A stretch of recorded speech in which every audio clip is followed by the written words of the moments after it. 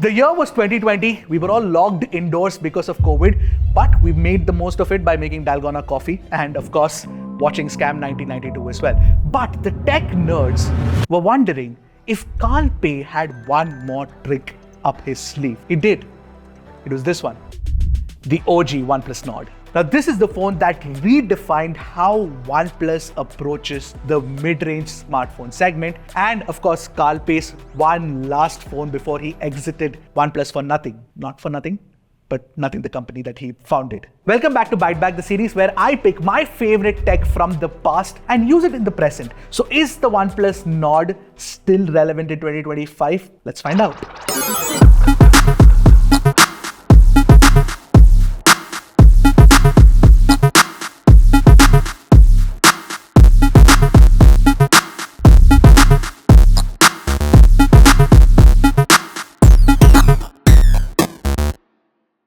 You know what, for a phone that is 5 years old, it has held up really well. This unit that I have tested was actually used for the last 5 years by the person who's editing this video, Omkar. And I'm so glad that Omkar actually picked the grey onyx color variant because it looks really cool and I hadn't seen it, honestly. I'd only seen the blue marble color, which, OnePlus was promoting from rooftops. And even 5 years later, this phone is quite a looker. It is way more premium than many phones under 30,000 rupees that you get today. Firstly, OnePlus actually used glass for the build. So you got Gorilla Glass 5 protection on the front and the back. And of course, it's got a plastic frame. And since it's a plastic frame, we have a lot of scratches and dings to show for it. But regardless of our rough usage, it has held up really well. But more importantly, since this phone has curves all around, it is very comfortable to hold and use. It's also very slim and light at 184 grams. Basically, it feels extremely premium even today. And by the way, the alert slider that you don't get with the Nord CE series now, well, with the original Nord, the alert slider has always existed. And at that time, OnePlus was kind of experimenting with the position of the alert slider, and therefore the original Nord actually had the alert slider on the right above the power button. By the way, talking about the power button, Omkar is actually using the phone with a non-functional power button. It's broken and he didn't fix it because he felt like there's no need for it. If he has to get into the lock screen, he just double taps on the always on display and it just works. And if he wants to switch it off, well, he can do it through the software by swiping down the notification panel. That's the only problem that we have with the unit of the OG Nord, but it works absolutely fine, no problem. This physical defect is not something that we worried about in our time with the phone.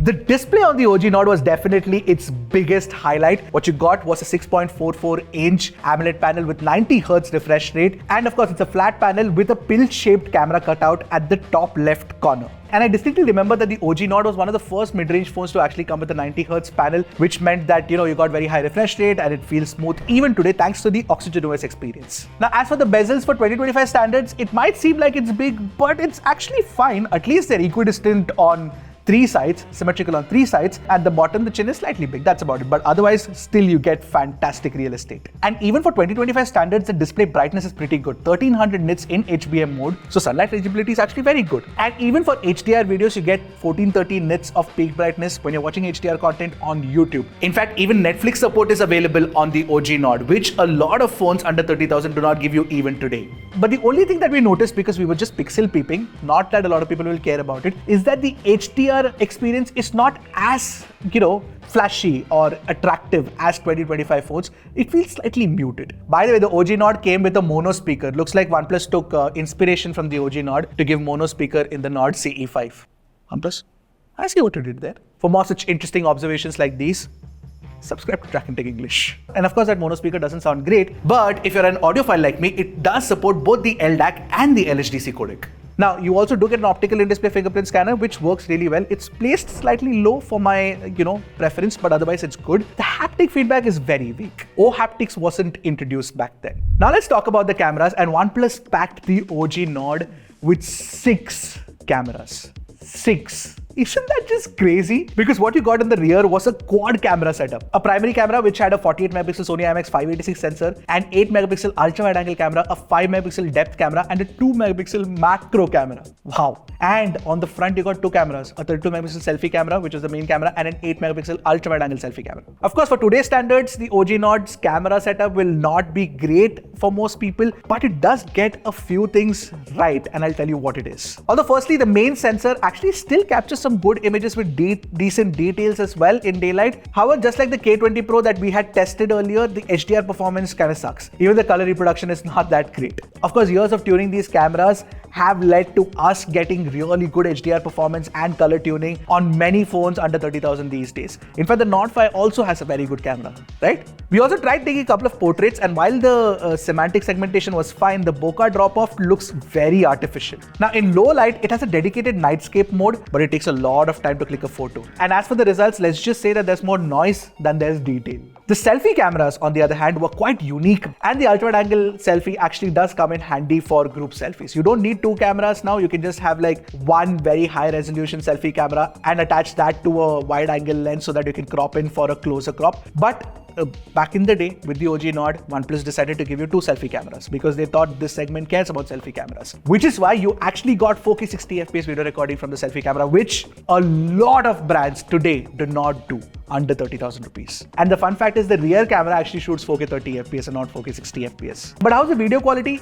Well, not the best, obviously. The stabilization is also very average. Take a look at it for yourself and let me know what you guys think. Hey guys, right now we are recording at 4K 60 FPS from the OnePlus Nord. Guys, right now I'm recording with the primary camera of the OnePlus Nord 1. Would you still use an OG OnePlus Nord today for photography? Let me know in the comments. Alright, let's talk about Snapdragon 765G. At that time, it was the super mid-range chipset that Qualcomm had introduced for, super mid-range phones. And before I talk about the performance of the 765G in terms of benchmarks, let me tell you that even today, this phone is blazing fast for regular usage. For example, if you want to do emails, if you want to do some WhatsApp chatting, Twitter, Instagram, it doesn't stutter at all. That is still the beauty of OnePlus phones. 5 years later, very similar amount of speed and responsiveness that you get, and a lot of brands don't offer. In fact, the OnePlus Nord also had solid RAM management. We tested out the 8 256GB variant of the phone. We had a couple of apps running in the background and then played Genshin Impact on top of it, and the apps didn't actually close out. And just to run a benchmark, we ran Geekbench 6, and the scores, if you look at it, are similar to what today's Snapdragon 695 offers. And the 695 is used by a lot of brands under 20,000 rupees today. Now, talking about Genshin Impact, of course, this phone can run Genshin Impact, but it's kind of unplayable because after 15-20 minutes, it starts getting really hot and it starts stuttering. But if you want to play some light games, this should work absolutely fine. Even today, if you're not into like heavy gaming, this should be fine. And by the way, the battery inside is a 4115 mAh unit, a very large number at that time back in 2020. But today, of course, you've got 6000 mAh, 7000 mAh, all of that. And the battery life, of course, after 5 years, it's not great because when we ran the Geekbench 6 test, it lost about 11% battery life just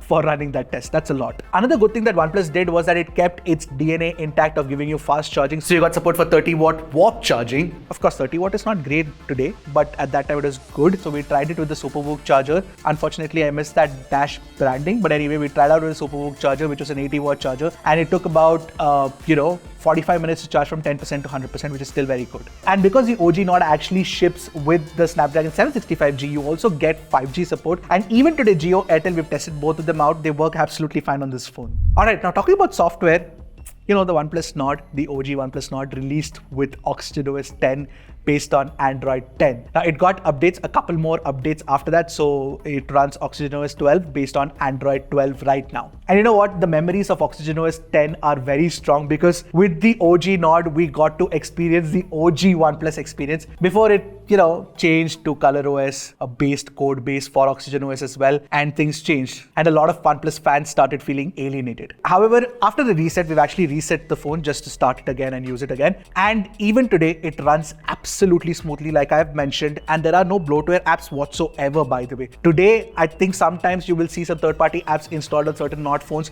but not on the OG Nord. And by the way, during the time of OxygenOS 10, you could actually unlock the bootloader and, install whatever you wanted to. OnePlus doesn't allow that anymore. So you know what? You should be really, really angry at OnePlus for actually launching the OnePlus Nord. Now you must be wondering, what the hell is Ershad saying?